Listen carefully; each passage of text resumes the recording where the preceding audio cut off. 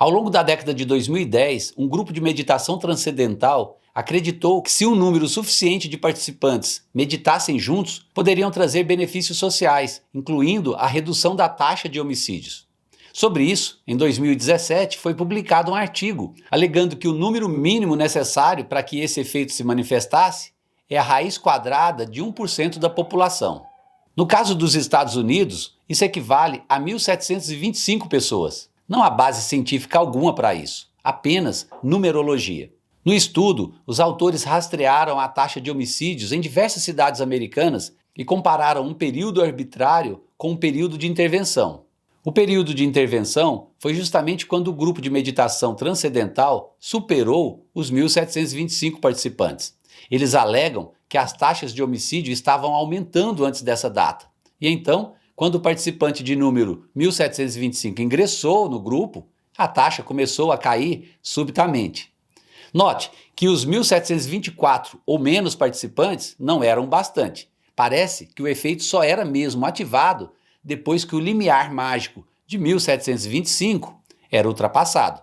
Obviamente, isso não é nada científico. Mas o mais interessante nesse estudo foi que, para tentar embasar os achados, os autores calcularam que a probabilidade de que a redução nas taxas de homicídio pudessem ser simplesmente devida ao acaso era de uma chance em 1 trilhão.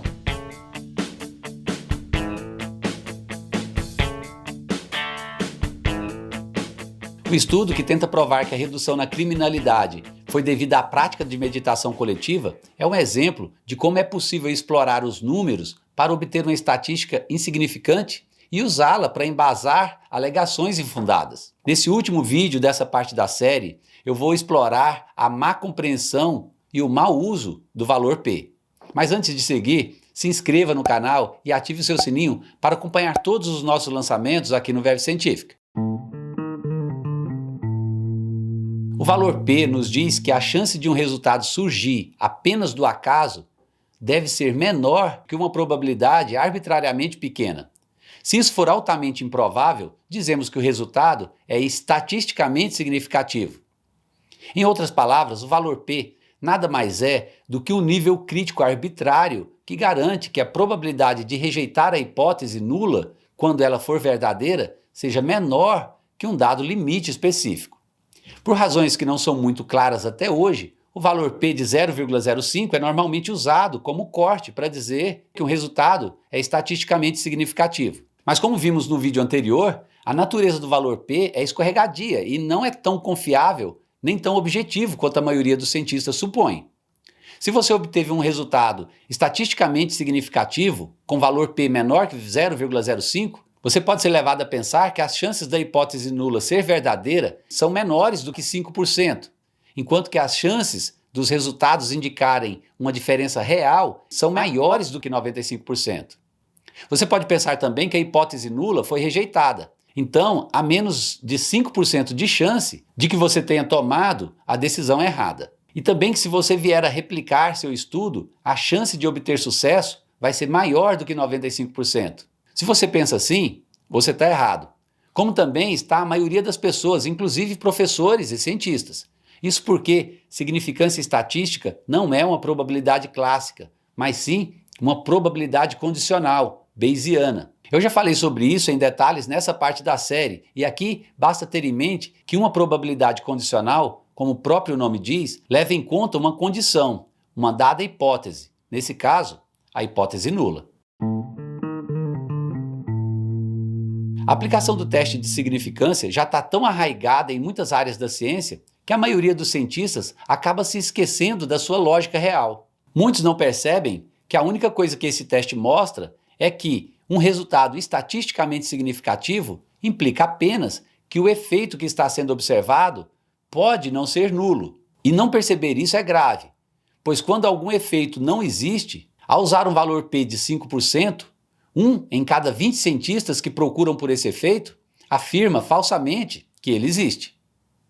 A significância estatística, por si só, não fornece informações sobre o quão grande um efeito pode ser.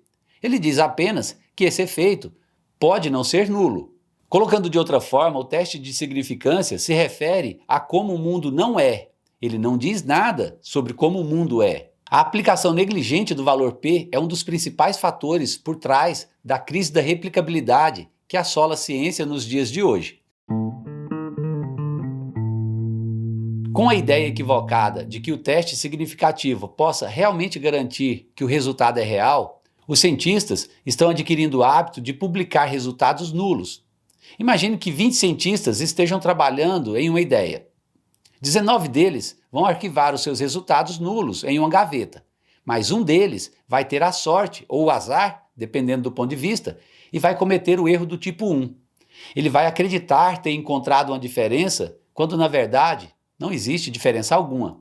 E ao final, ele vai publicar esse resultado falso, acrescentando na literatura científica um resultado espúrio, irreplicável.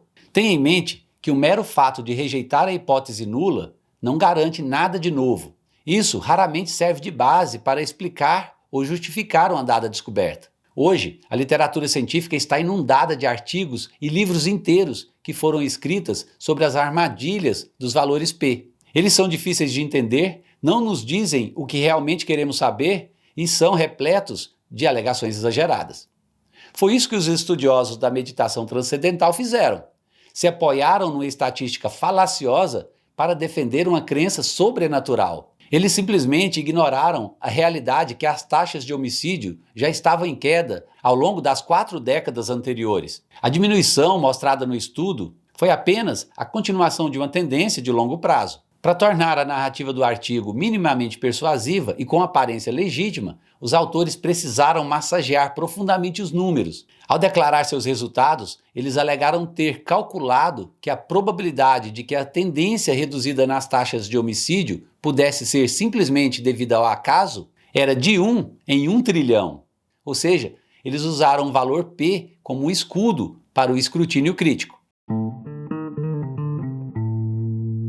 À medida que os resultados científicos passam da literatura científica para comunicados à imprensa, jornais, revistas ou programas de televisão, os valores P são frequentemente descritos de maneira imprecisa. Por exemplo, em 2012, cientistas do LHC relataram resultados que sustentavam a existência do bóson de Higgs com um valor P de 0,01, ou seja, os resultados teriam 1% de probabilidade de aparecer por acaso, mesmo que existisse um bóson de Higgs.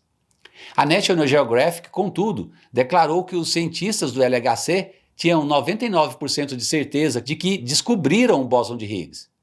Mas isso é um equívoco. O valor P de 0,01 não significa que os cientistas tinham 99% de certeza que o bóson de Higgs era real. Dito de outra forma, as pessoas, mesmo cientistas experientes, tendem a pensar no valor P como um valor preditivo. Mas não é. O valor P nunca foi feito para isso. Ele é apenas um teste preliminar para ver se os dados são interessantes, se vale a pena dar uma checada neles ou se são apenas ruídos aleatórios. E aqui o importante é lembrar que uma hipótese muito improvável permanecerá muito improvável mesmo depois que se obtenha resultados experimentais com um valor P muito baixo.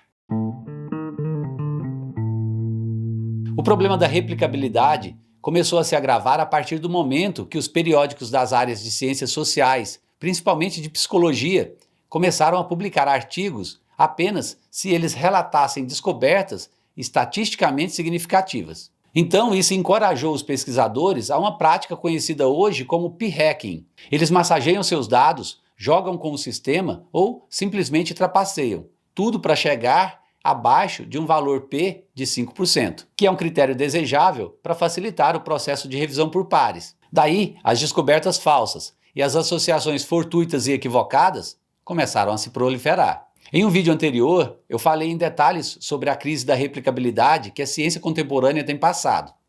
Lá eu mencionei que boa parte de muitos estudos disponíveis hoje na literatura científica simplesmente não pode ser reproduzida, o que indica que esses estudos simplesmente não têm validade alguma. Um dos mais importantes estudos de revisão sobre isso envolveu um grande número de cientistas que trabalharam para replicar 100 trabalhos selecionados de 3 das principais revistas de psicologia. Essa revisão levou a uma constatação deplorável. Mais da metade dos estudos não pôde ser replicada. Isso é como se a crise da replicabilidade tivesse apagado do mapa mais da metade de todas as pesquisas em psicologia recente. E no fundo isso seria um mal menor, pois o que vemos hoje é que os mesmos estudos que não passaram no teste de replicação continuaram a ser citados rotineiramente, tanto por cientistas quanto por outros escritores. Linhas inteiras de pesquisas e livros populares de sucesso vêm sendo construídos em sua base. Então, o termo crise parece mesmo ser uma descrição apropriada. Os pesquisadores muitas vezes não percebem que os resultados estatisticamente significativos não garantem que uma descoberta é verdadeira. Por outro lado, metade desses cientistas presumem de maneira equivocada que, por não terem encontrado significância estatística, não havia um efeito real nas suas investigações. São dois erros que prejudicam a ciência numa via de mão dupla. Hoje, muitos cientistas defendem que passou da hora de descartar os testes de significância. Em 2019, mais de 850 cientistas assinaram uma carta aberta na revista Nature, argumentando exatamente isso. Em vez de enfatizar a significância, eles argumentaram que os pesquisadores deveriam ser mais claros sobre a incerteza de suas descobertas e relatar a margem do erro em torno de cada número. E o mais importante, ter mais humildade ao inferir o que pode ser derivado dos resultados estatísticos. Afinal de contas, a própria estatística oferece meios de descobrir como duvidar do que você está vendo. Esse vídeo termina por aqui e encerra com ele a quinta parte da nossa série, que fala sobre como as estatísticas nos enganam. No próximo vídeo vai estrear a sexta parte, que vai falar sobre as formas anticientíficas de ver o mundo. Se inscreva no canal e tenha Verve Científica. Abraço e até a próxima!